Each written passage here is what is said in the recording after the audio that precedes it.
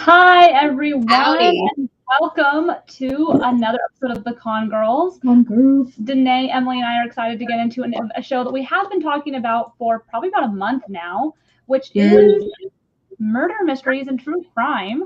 So tonight we're going to be diving into these stories and the fascination behind them and why women are just so attracted to the stories, even though we never want to be part of one of those stories in real life.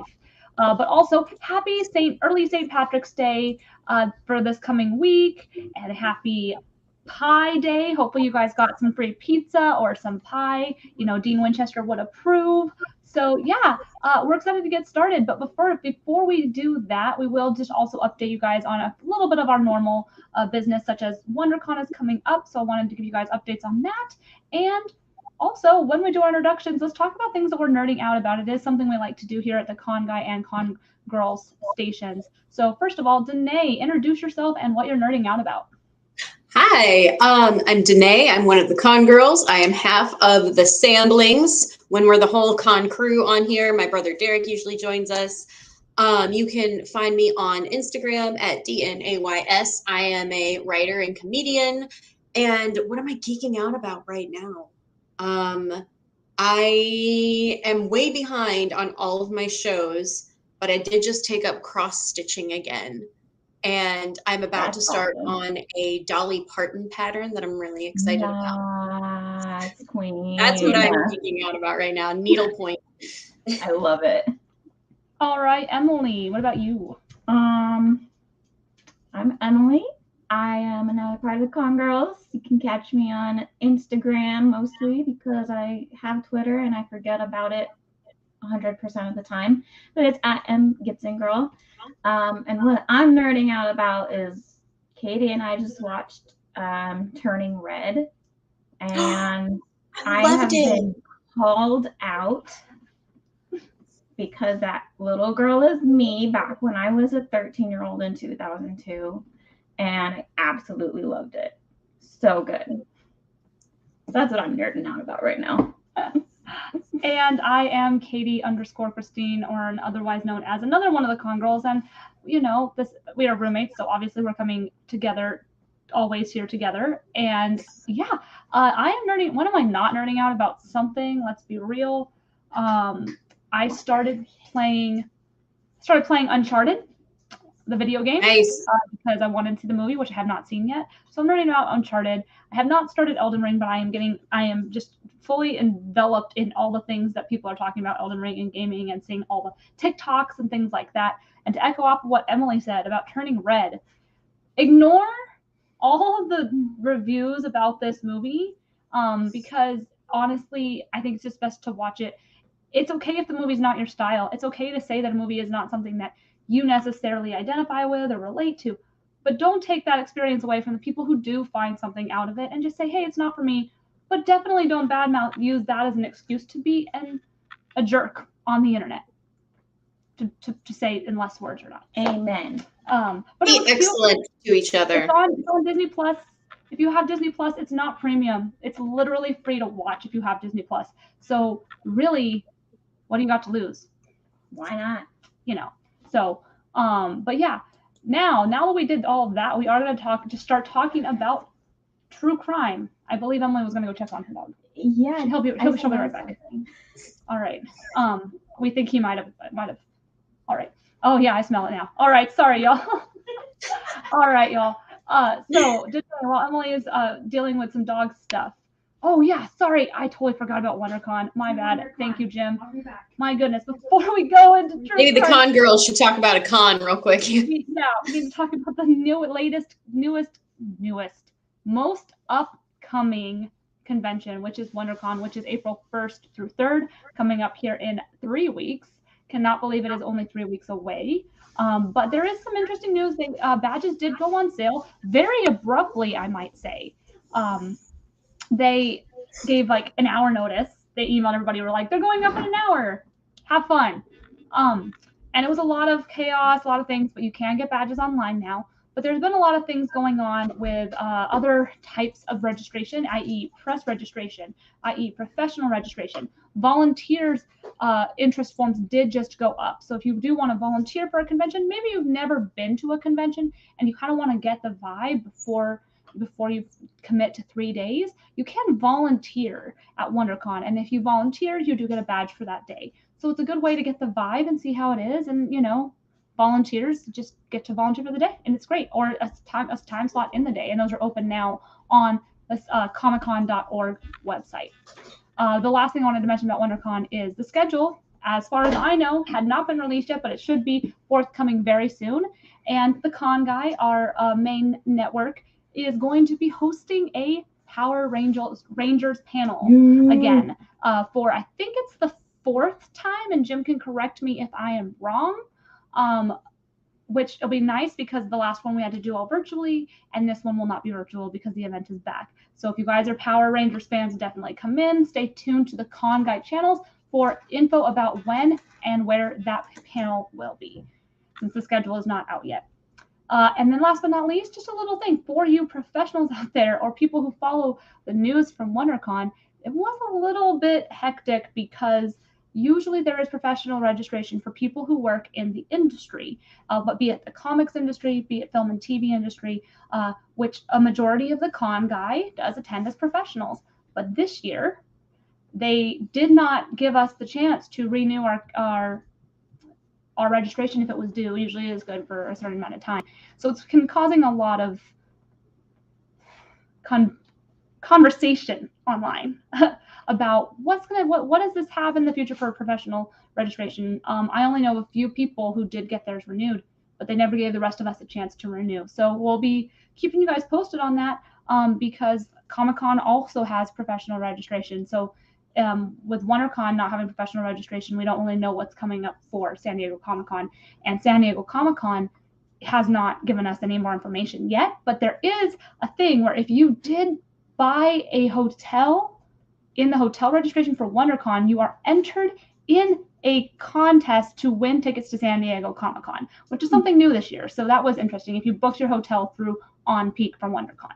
So there's that. That's the gist of it. Hopefully next week and then the weeks to come, we will talk a little bit more about the panels and all the activities at WonderCon coming closer to the event. So make sure you stay tuned to our other channels, the Con Guy and the Con Girls, as we update you guys closer to the convention. So all that in a nutshell. I'm done talking about WonderCon for now. Good job, Katie. Now Emily is back. Hello. We can break it down into our discussion about true crime. As you guys know, we've been teasing this episode for a while about why are women so obsessed with true crime mysteries, as the graphic on the screen shows. That is a baller graphic. That looks so cool. Look at that. Yeah, I know, well right? done, Jim. And skills. You know, we're gonna change that to why do most women love true crime stories, because not everybody does, and we'll talk a little bit about that too. But the first thing I want to do is there are multiple platforms for which consumers consume their true crime entertainment, be it podcasts, be it TV, movies, be it books. Danae is the podcast listener in the group. So Danae, what are some of your favorite true crime podcasts that you wanted to talk to us about? I am so excited. Let's dig right in. I'm very much I understand why you're saying most women, not all women, or enjoy it, because like my mom has never been able to stand anything like this, and I'm not sure where I get my interest in it from, except for we'll get into that later. But yeah, I do listen to a few podcasts, and I think we've overlapped on a lot of the documentaries because I am a big dork for any kind of documentary. But one of my favorites lately has been Not Another True Crime Podcast, which, pardon my French, but it is a part of the whole Betches media. And if you have seen any of their like TikToks or Instagram reels, they've got a lot of really great memes and they're awesome. But this is really fun because it's basically friends that break down what happened, and every so often they'll pause and be like, wait a second, this man was out alone at night in the middle of the night and saw a stranger and he just let the guy get in his car? Who does that? No wonder he got murdered. And they just give a very honest conversation around it, and it's really great. So not that one. I love the Los Filas Murder Mansion podcast. It was so there was a mansion in the Los Feliz area that a doctor murdered his entire family one night, and someone else bought the mansion and then never touched it again. So for years, it just set as a time capsule for that fateful night. And it is so cool because they get to interview a lot of people involved with it. They interview the man that actually ended up buying the mansion later. And I got to listen to the whole thing on a road trip one day. Couldn't put it down. It was awesome. There's also a few awesome podcasts by what's called A360 Media, and they're called Fatal Voyage. And my favorite, the one that I found this whole group, is about Princess Diana. And guys, I am totally convinced that she was murdered now. And I guess you'd still consider this true crime, would you guys? I would. You would still consider it true crime if it's like, oh, this person who died in a tragic accident was actually murdered. Oh, yeah, absolutely. Or if it's suspicious. It's not, like if it's suspicious, it's definitely crime related. Jonathan, we're going to get into why do women love it so much? Like that's a discussion that's coming. But specifically the Diana one, just a heads up, episode 1 of that season is from a different season. I checked on it again today. They still haven't fixed it. So it's like JFK Jr.'s mysterious plane thing is episode 1 of the Diana podcast. So just go ahead and start with episode 2. It really sucks because we're missing a lot of stuff, but I've emailed and commented and they haven't changed it. But even all of that aside, it is a great podcast. Princess Diana was 100% murdered. I am convinced by that now. The whole thing was done by a private investigator. So it's not just average person on the internet giving ideas and talking about it. It's a man who actually, when Diana died, packed up his things and went straight to France and started investigating. And now he's got a podcast that he's put together. It's so cool. And they also did another season on Marilyn Monroe. I had no idea the crazy circumstances around her death. Also was murdered. 100%. Marilyn Monroe was murdered. And the last one I'll mention, and just kind of a content warning, this one is really intense. It's called Root of Evil, and it is about the Black Dahlia murder. And it's the story of a woman who's trying to find her bio parents and family, and she realizes her grandfather probably murdered the Black Dahlia and was involved in about 50 other murders at the time. There's a lot of neat evidence, and then it's the woman who the podcast is based on, her uncle and the son of the man who we're pretty sure was the Black Dahlia murder, according to this podcast, has a lot of DNA evidence. And his thing right now that he's been doing the past few years is he's contacting the LAPD, and he's like, if you will give me 20 minutes of your time, let me look at this evidence. He's like, I have DNA evidence from my father. We could collect from evidence that you have. We could find out if he did it or not. And he's basically ignored every single time. And it's like, who is still in there trying to cover this up? So cool. Root of Evil. There is, I think it was FX put out a show called I Am the Night about the whole Hodel family that this is based on, starring Chris Pine.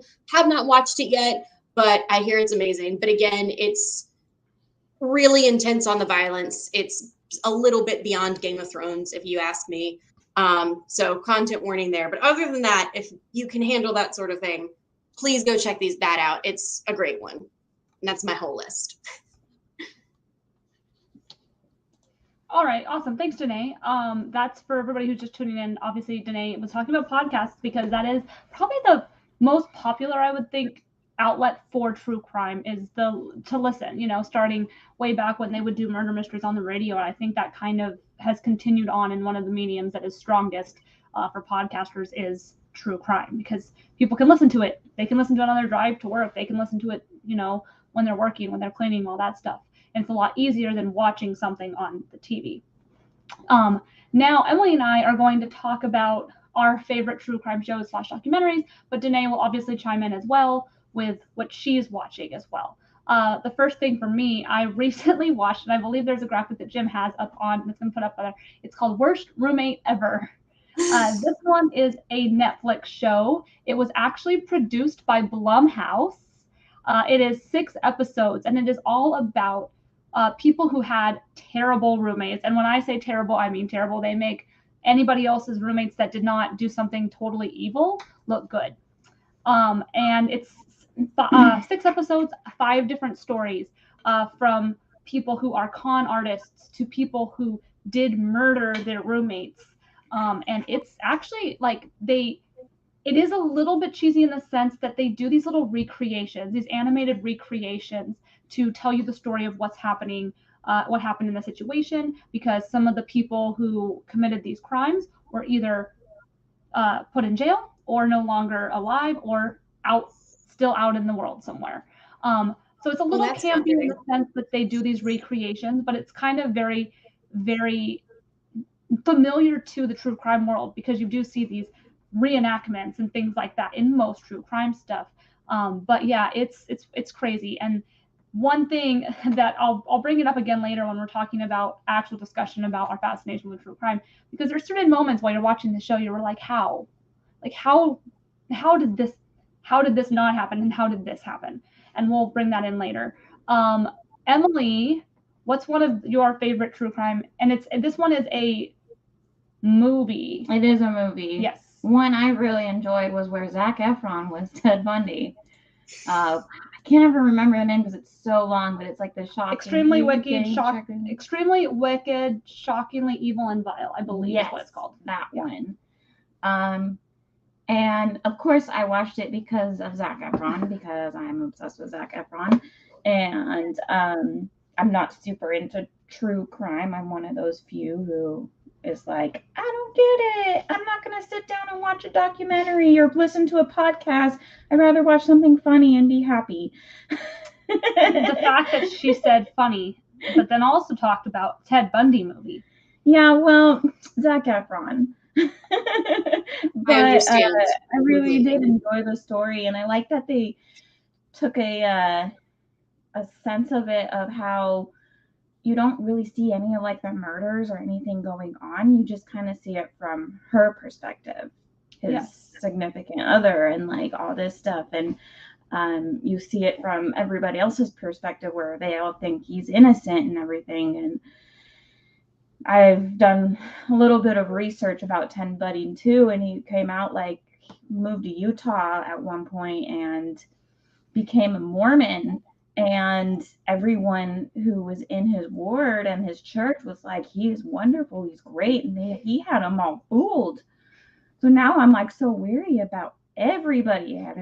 There's a picture on the screen for our listeners of Zac Efron next to a picture of Ted Bundy, because Zac Efron, of course, did portray him, because they wanted someone who was attractive to play Ted Bundy, because Ted Bundy was known to be attractive to women. Yeah. And he did a great job at it. And he even said that while he was filming and everything, there were scenes where he had to stop it and be like, we can't do this anymore. I have to take a break because it is getting way into my head. And so they had to stop the filming for a little bit so he could take a break and get out of the character of Ted Bundy, because he was like, that's how scary it was. So it's one of my favorites. And Emily's mentioning the aspect of coming from the victim's perspective. That is something that I think is happening a lot with at least the Netflix shows, is they are trying to come at it from the victim's perspective.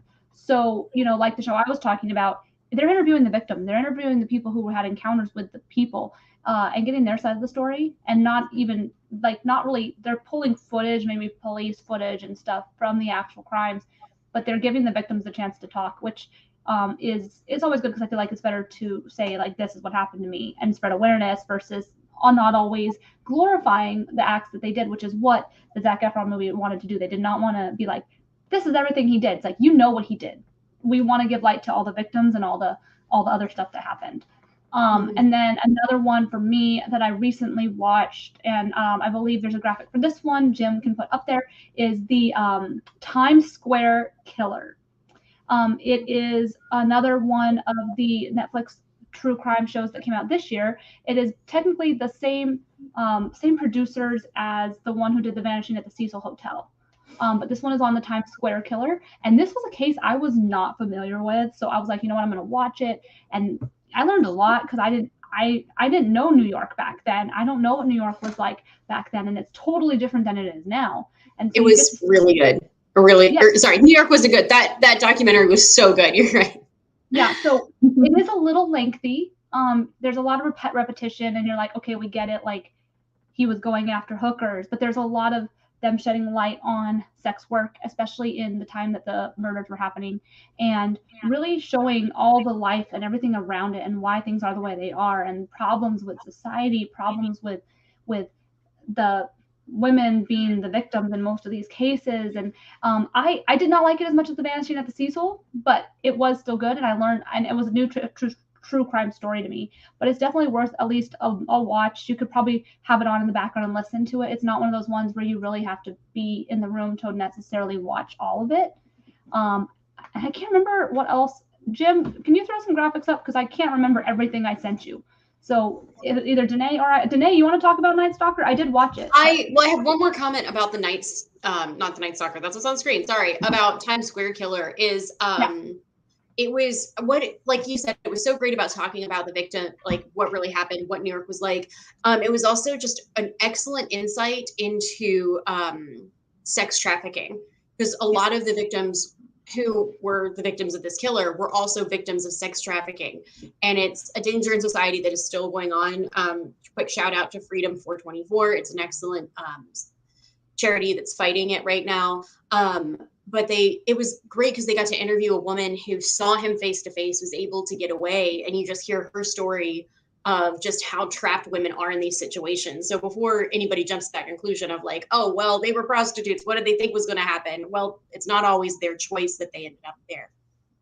It was also a really interesting look into just the history of New York City and how much the AIDS pandemic changed so much. It was, it was not unlike COVID to some extent. It was, anyways, that was all in Times Square Killer. And I'll never forget that as the doc that Katie recommended that I watched when I didn't know that I had COVID. Texting Katie, I'm 90% sure it's not COVID. The next morning, it was 100%. Anyways, moving on. I think the next one was the Night Stalker. Night Stalker, yes. Yeah. Oh my gosh. I'd like to finish this. I haven't finished it. My roommate and I watched the first episode, and it wasn't so much of the content of the crimes itself. It was the B footage reenactments were incredibly gruesome. Yeah. And my brother warned me about the Son of Sam documentary being worse. It wasn't. I thought Night Stalker was so much worse, and I'd like to go back and look at it again and just monitor the screen, I guess, to say, while I'm watching it, because it was interesting, and that's something I still do not know very much about, but it's another circumstance of a true crime getting really, really gruesome, really intense. We still need to be careful about what we see and consume, even as adults, but yeah, I'd like to go back to it, but that one was a little too intense for me. Yeah, and Netflix has been, having one thing about one serial killer and then immediately coming out with something else related to it. Like when the Zac Efron movie came out, they released the Conversations with Ted Bundy Netflix show, and that was eerie. I will admit that one was. That was another one I could not finish. That was actually Conversations with Ted Bundy after the fact with a reporter, and it's a little eerie, but they have that as well. And then they also mentioned Richard Ramirez in the Vanishing at the Cecil Hotel documentary as well. So they're kind of all connected in some ways, they always kind of bring it back to other ones that we know. And then Jim, I don't remember if there was one more that we sent you. I think that might have been it. That's another one, I think, from who was that one from? That is The Ripper. And I literally just started it this afternoon just because it is about women and true crime. And I haven't finished it, so no spoilers. Somebody has finished it. I got 2 episodes in this afternoon before I had to get back to work. And it was a string of murders in northern England, Yorkshire during the 70s. And it was insane. They just had 0 leads, 0 hunches even, and they were going on anything they could get to try and find this guy. The really interesting part is they interviewed a woman who was a journalist at the time, and she talked about just how the police would turn people towards looking the wrong way because of language that they used. Like they pointed out in the beginning, yes, the first 2 murders were prostitutes, but they centered all their attention on that. And they were like, oh, this is a man who hates prostitutes. It's someone who's just going to be in the gutters going after other people. And she was like, hang on, is he though? Because the women that have been murdered, it didn't look like they've been sexually assaulted. They were just women who were murdered. And she really turned it around. It was a good example of, I hate to just throw this around willy-nilly, but it was just how sexism can hinder much bigger things than we realize because of just the language that gets tossed around so easily. Of course, the 70s were a lot different from now, but it's called The Ripper on Netflix. It's several episodes long, and I just finished episode 2. Haven't caught the guy, but he sent in a tape, didn't say who he was, but just like, yeah, it's me. I'm the one that's been doing it. Here's some details so that you know, sends it into the police. And that's for the last episode I saw cut off, so I can't wait to turn it back on and watch more. Before I go to bed tonight, I'll probably watch like 3 more episodes. Let's be real. Yeah.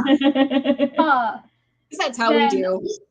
Awesome. Yeah, I think that wraps up like our actual like true crime in the sense of documentary type shows. But I do think there is one other section to talk about when it comes to true crime, because not only do women like the documentaries, not only do we like the podcasts, we also like crime shows, fictional crime shows. You know, I used to watch Law and Order SVU every single week until they got rid of Statler. Then I was like, I'm done. I don't want to watch this.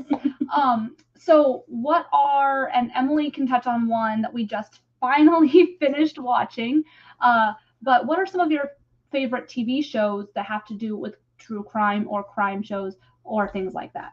Emily can go first. Okay, well, I also have another one that I just thought of while Danae was talking about podcasts. Oh, yeah. Yes. Only Murders in the Building. Yeah. Is literally about them starting a murder podcast about murders happening in their apartment building.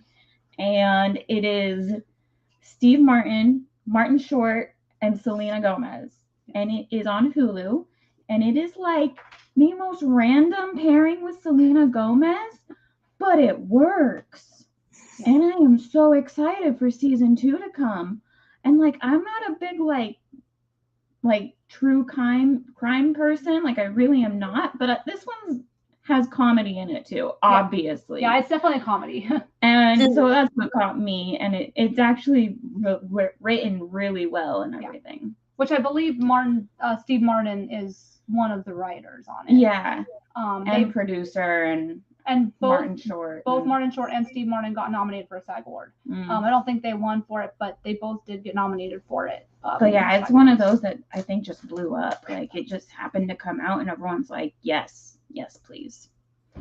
I feel like the SAG Awards are the one awards show that I can actually still trust. So it's like, oh, they were nominated for a SAG Award. Okay, well then yeah, it's I know, legitimate. right? Yeah. Amen. And it's fun if you like to watch like whodunit type stuff. You're not fully into the true crime, but you want a good laugh too. Like you'll enjoy it because it is dark humor. There's dark humor in it. But you know, it's one of those things that it can just take you out of it. And we've all been to that. I'm sure Danae can touch on this. If you're watching some crime show or true crime documentary or listening to a true crime podcast, you're going to have that moment where you're like, oh no, that person did it. Oh yeah, they did it. And you're going to make all these hypotheses and think that you know better than anybody else who's working on the case. You kind of get in that mindset, and that's kind of where the whole show's humor comes from. And then there's another one that Emily will probably mention, but I do want to mention one that is coming out soon. I don't remember the exact release of it. Jim has a graphic for it. It's called Under the Banner of Heaven with Andrew Garfield. Of course. This dude is killing it, by the way. He's doing a TV show. It is I believe it's a limited series. I don't think it's an ongoing series, but it is a TV series for, I believe, FX called Under the Banner of Heaven, where Andrew Garfield plays an LDS investigator investigating some murders, I believe in Utah. I think it's in Utah. I don't know for sure, but it most likely is. Where his faith comes into question while he is investigating this very heinous murder. It is based off of a true crime bestseller. I don't know if it's based off of a true story, but I think it is, but I'm not entirely sure because I haven't researched the actual case that much. But yeah, I mean, Andrew Garfield has proven that he can act in anything. So I probably will see it mainly because of him. But him, true crime, I don't know how you could possibly go wrong. And I forget who the producer is, but yeah, I'm excited about that one. And then Emily and I finally finished season 3 of You. Let's just say I'm constantly watching for stalkers now.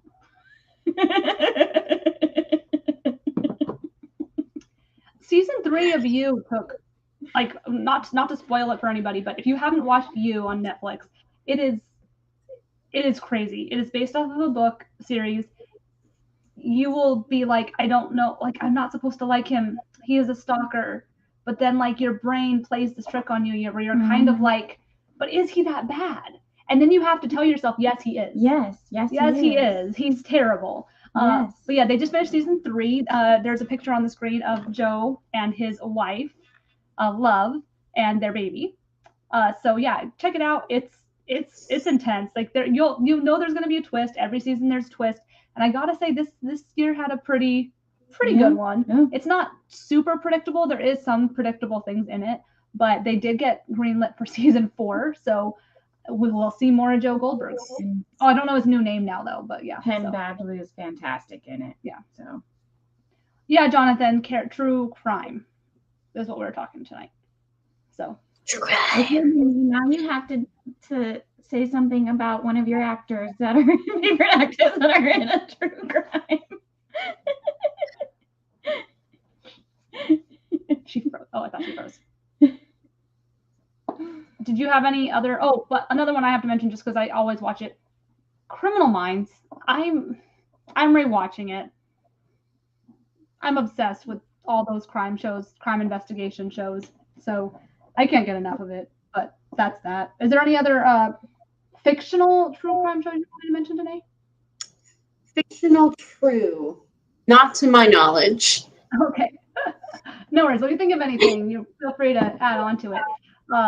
For the last part of the show, we're just going to kind of have an open forum between the three of us about some questions that come up and about topics that come up with true crime. The first thing is our favorite cases, or no, I don't want to say favorite serial killers because that sounds really messed up, but like cases that fascinate us that maybe are unsolved, that like we would be invested in if they're like, we found new information about this. Obviously, Danae kind of touched on it with the Black Dahlia case. You know, that's the kind of thing for me too. I'm fascinated by that case because there's so much that you're just like, what happened? And we have more technology now where you can find things. But is there any other cases you can think of, Danae, that you're like, if they told me tomorrow that they found this piece of evidence from this case, I would be invested in it. Oh my gosh, how much time do you have? When we were going over like what we were going to discuss on the show tonight, like I had 5 ideas, but a big one that stays with me is Jonbenet Ramsay, which that is one of the few cases that I have listened to and watched like more than one documentary or podcast about it, because it was a case that happened when I was really young. So it was, as a child, my parents were protecting me. I didn't know what was going on. And my parents, obviously, having a daughter at home about the same age, didn't want to hear about a little girl that was murdered. So it wasn't really talked about in our family as much. But I just, out of curiosity, I had to just pull up a documentary about it. I watched an amazing one that really went into the details. And like, I am so convinced who did it. And I don't know like what I can say without just getting in trouble. Yeah. Okay. If we have to, there's a picture of Jonbenet Ramsay, who died. It was on like early Christmas morning, or like before Christmas morning started, or like that night. I can't remember exactly. But this is the thing. The podcast I listened to after went into completely different details and ignored so many facts. Like the documentary that I watched explained like, hey, they really think somebody came in from out of the house, but there had been no new snowfall for days, and there were no tracks outside the house. Definitely not, leading up to this window that they think the murder would have come in through. And then the podcast I listened to wouldn't get off of like, oh, she had a stalker. We're pretty sure of it. And there's this evidence from the DNA stuff that was on her underwear that we could never find who it was. And I was listening and was like, yes, they did. They covered it in the documentary. It wasn't related to anything. It was related to a warehouse where, you know, just children's clothing was being processed and somebody who was, you know, doing the final checks of it touched it. That's all it was. And I was so frustrated at this podcast because like you're missing so many important points. But yeah, I will be an 85-year-old woman that's still sitting there just like, I gotta know if my assumptions are right or not. That's one that I really can't let go. I will get on the Black Dahlia one for a little bit because I'm like, okay, if LAPD would give this man like 20 minutes, we could have it solved. But they won't. So frustrating. But Jonbenet Ramsay is even bigger. I gotta just stop myself, or I'm gonna keep you guys here for 3 hours. I got to know. It's fine. That's what happens. That's what happens when you go down the true crime rabbit hole. You know, you just get enveloped in these stories, and that's how it is. I don't think Emily has any cases. She's really like, I need to know how that ended, because she's not like a massive true crime fan, which is what we're going to talk about in just a second. But the first question I want to ask, and it's mostly going to be for Danae, and Emily can put her input in on it. Why do you think women are so fascinated by true crime, even though we never want to be a part of one of the true crime stories? I think it's ultimately like so many little decisions that men don't understand that we make. It's about safety. Like we listen to I have trouble listening to unsolved murders, but I can listen to true crime because it's like they caught him or her. Like they eventually found the person that did it. Hey, look, it's us. No, I'm kidding. I'm not exactly sure what that is an image from, but it's basically girls poring over information, trying to solve it. Yeah, some of it has to do with like the Jonbenet thing and the Black Dahlia thing. It's the puzzle aspect of it, of like, is it this? Is it this? Like wanting to solve a Rubik's Cube, even though we fully know we can't, unless you're my brother. There's no way we're going to solve it. And again, it is the safety thing. It's like, it's knowing that, okay, these things happened, but they got the person that did it ultimately.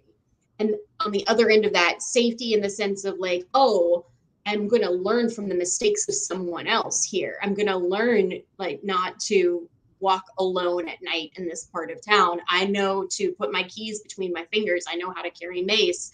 And I think I mentioned this on our last Con Girls podcast, but because I watched the Night Stalker documentary, Richard Ramirez approached a woman as she was getting out of her car at night. So now even in the daytime, I will sit in my locked car until the gate to my parking garage closes before I get out, because it's about safety. That was a TikTok I saw the other day where a man finally was like, oh, I just realized women don't want to take the trash out, not because they don't want to touch the gross trash. It's that they don't want to go outside at night by themselves when it's vulnerable. He's like, I'll take out the trash now, guys. I'm sorry.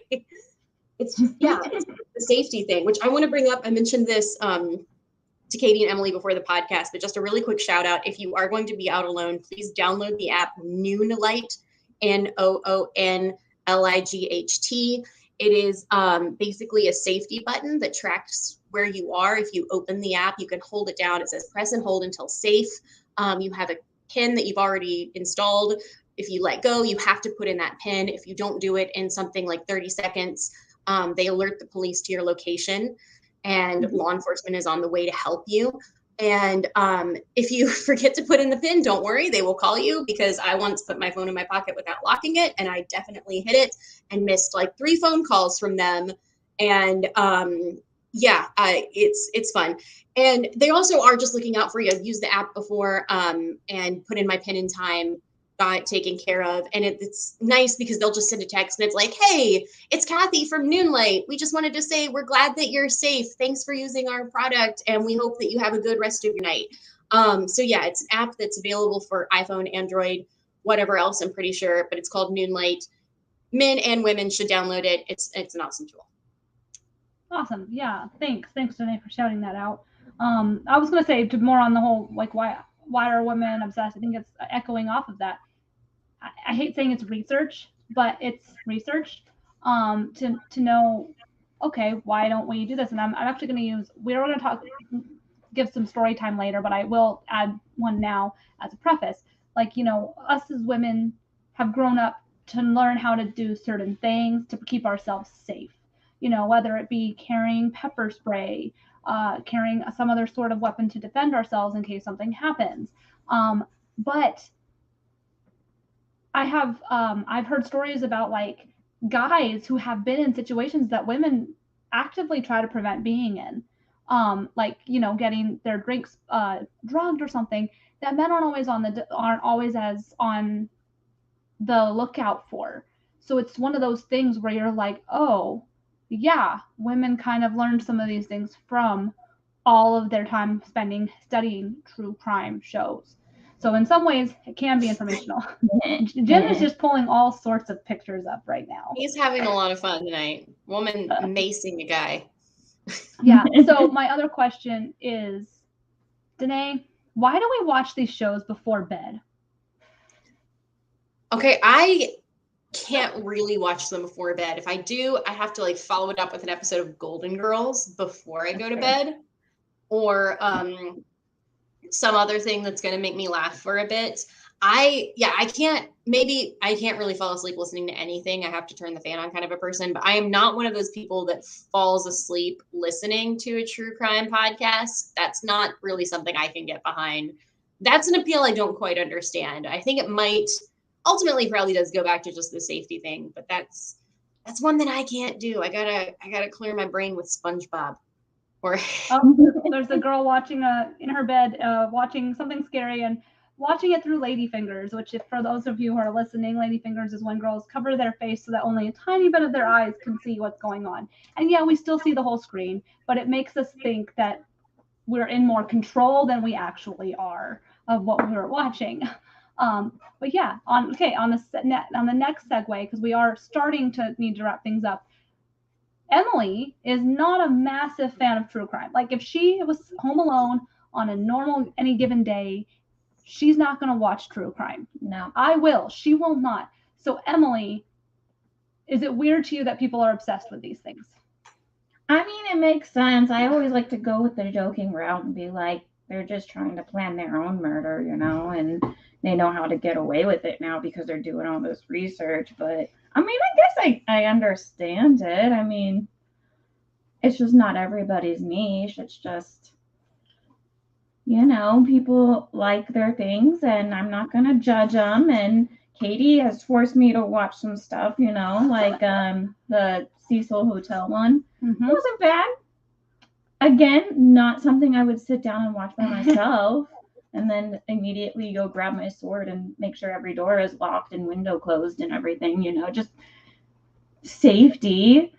But yeah, it's not been my thing. And like I said, I like the comedy stuff of it, like Only Murders in the Building. But it's comedy. I can laugh at that. And like you, because you know it's fake, like it's based off of truth, but it's not actual true crime. Yeah, which I didn't touch on the Vanishing at the Cecil Hotel in this special, but there's a picture on the screen, which is a little creepy. It is the footage of I forgot her name right now, and I'm so mad that I forgot it, but her in the elevator, which is of course the eerie footage that if you guys have ever seen, it's where she's in the elevator and you don't see anything else that's going on, but she gets spooked, and there's all sorts of theories about what happened in the elevator. That happened here in Los Angeles, and I actually remember hearing about this case when I lived in Orange County. I remember briefly hearing about it because it wasn't too long ago, but that's one of those shows like where Danae was saying she was watching the show about you know, thinking that Princess Diana was in fact murdered and Marilyn Monroe was. I'm on this one, I actually watched that show and I was like, I honestly think it was an accident. Like, I didn't get vibes on the show that she was murdered. Yeah. It looked like a mental illness thing, which is unfortunate, but all the clues that they presented in the show, it made it look like it was in fact an accident. Now, was it an accident? Yes. Was the hotel absolutely at fault? Yes. Because there's no way she should have been able to get to the roof and get into an unlocked water tank. Like, they for sure should not have been able to settle that lawsuit where it said that they were not. And the manager, when they interviewed her, she was the worst. Like, she was just like, things happen here. Oh, well. Okay. Yeah, that was one I watched the first episode of, I think. And it was just some of the reenactments kind of grossed me out a little too much. But yeah, it was a lot of like, I think it's just a lot of people not doing their research before they went to visit Los Angeles and going to Skid Row to find a place to stay. And I do think like you have some truth in that, Katie, because I know there was a lot of unfortunate mental illness going on. I tell you what really creeped me out though is something they point out in that documentary is the video, that famous video of her in the elevator. Towards the end, it's like you can barely see the foot of someone else outside the elevator, and it's just yeah. Anyways, I don't go downtown. The moral of that story is don't go downtown. Nope. Avoid that area. Yeah. Or take a Don't go night. there. The last thing I want to talk about before we wrap up is whether or not we want to tell a story about where we found ourselves in a situation, or we know someone who found themselves in a situation that might have saved their lives by knowing what they know about true crime. Like, for example, when I was watching Worst Roommate Ever, this girl was looking for a roommate.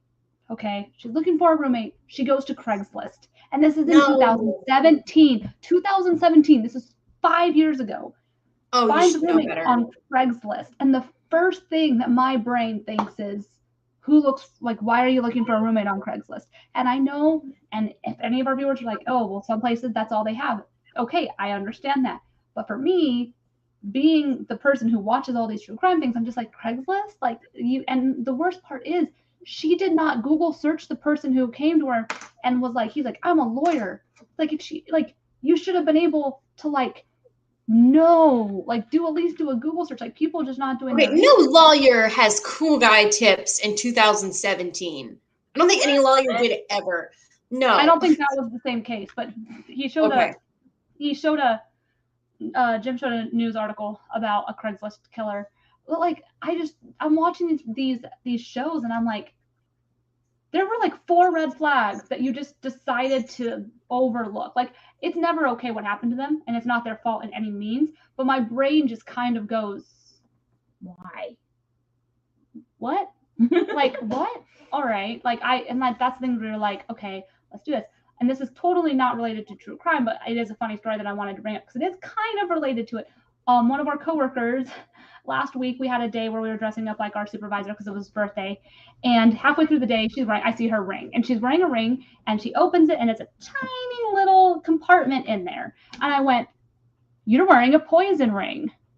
And she goes, you are the only person today who has been able to recognize that this is a poison ring. And I was like, yeah, it was the way women poisoned people. Like, they put poison in the ring and they poured it in their drink, and it's easy, you close it and it's gone. But it's just funny, like, things like that, stories like that. I wouldn't know what a poison ring was if I didn't watch a ton of shows that took place in period movies, which Danae is laughing because I'm sure she knows exactly too. Mm-hmm. In period movies, that was the thing. My husband died a mysterious death. No, I saw you go like this with your finger. And look at Jim put up a picture of a ring on our graphics. It's just a tiny little ring, if you guys don't know. And it was just one of those little things where she was like, you're the only one who's noticed it. If you're intrigued by any of this, a quick shout out, you should read my book, Queen of Hell. It's available on Amazon because it is about exactly that. I haven't finished it. I'm sorry. It's so good. It's okay. Emily was one of my beta readers, and yeah, I was like, true crime. Danae, aren't you working on the second one? I am. I was going through some like last minute edits just this afternoon. But it is a Persephone series, and it is part 2.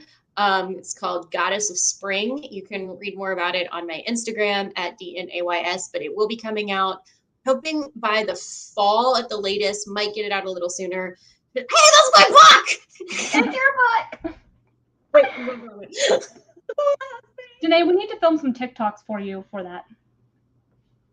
Thank you. We should. I'm really bad at TikToks, but... Emily comes up to me, by the way, Danae, and goes, after she finished reading it, and I haven't read it. I'm so sorry. My ADD kicks in, and I'm like, what am I doing? So that's completely on me. But Emily, she goes, it wrecked me. It wrecked me. I need the second book. Freaking made me cry. You made me cry like a baby. I'm sorry. But I didn't mean to do that. I want number 2.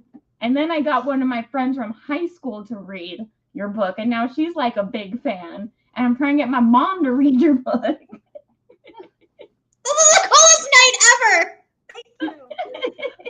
Oh, all right. That was a tangent, but Danae or Emily, is there any stories you can think of real quick before we end about true crime that you're like, better not? I mean, I just carry a knife with me anywhere I go on like Hollywood Boulevard now because I don't trust anybody, especially after watching like you and stuff. Yeah, no one ain't coming near me.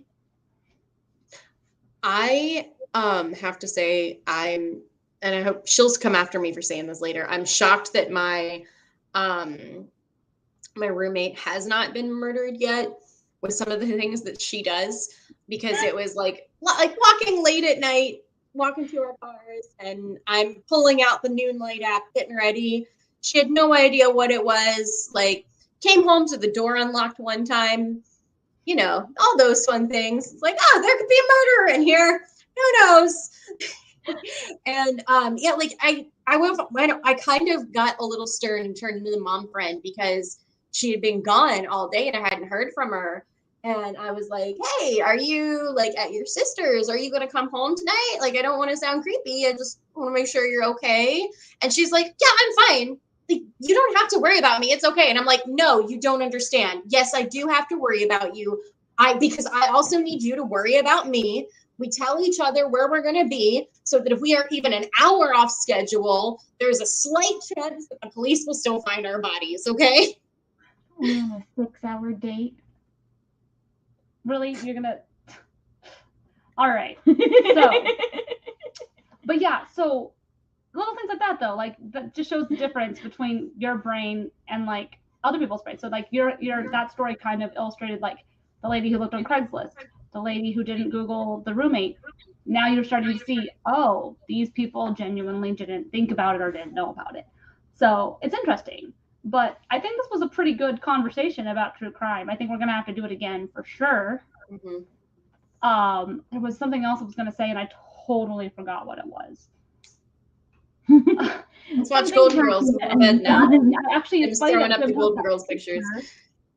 Because now I remember what I was going to say. What I was going to end with was, yes, we all love true crime. We love consuming all the podcasts, all the shows, all that stuff. But at the end of the day, make sure you don't watch so much that it just makes you absolutely crazy or depressed, because obviously watching this stuff can be heavy. So please make sure that you're mindful of that, because obviously consuming a lot of heavy stuff like this can do a lot to your mental health. So definitely make sure do what Danae does, watch some Golden Girls, do what Emily does, watch some, Parks and Rec, some comedy, something lighthearted to take your mind out of it, or something else that you love to do, because at the end of the day, no one deserves to live their life in fear. No one deserves to live their life super depressed because they're looking at all the terrible things that happen in this world. So just be careful when you guys do this, because we do care and we want everybody to still have something joyful and not sad and just serial killer related in their life. So yeah. With that said, I think we are going to wrap it up for the night. Closing thoughts, closing things you want to say. Obviously, Danae did cover her book, but Danae, as you close out, there's something else that you're doing this week. Did you want to talk about that? Sure. I have a stand-up gig this Thursday at the Chateau in North Hollywood. It is a St. Patty's Day show with a lot of other comics. My hilarious friend Lisa Tucholsky, Jennifer Lewis, my new friend Krista, who is also a comic, will also all be performing that night.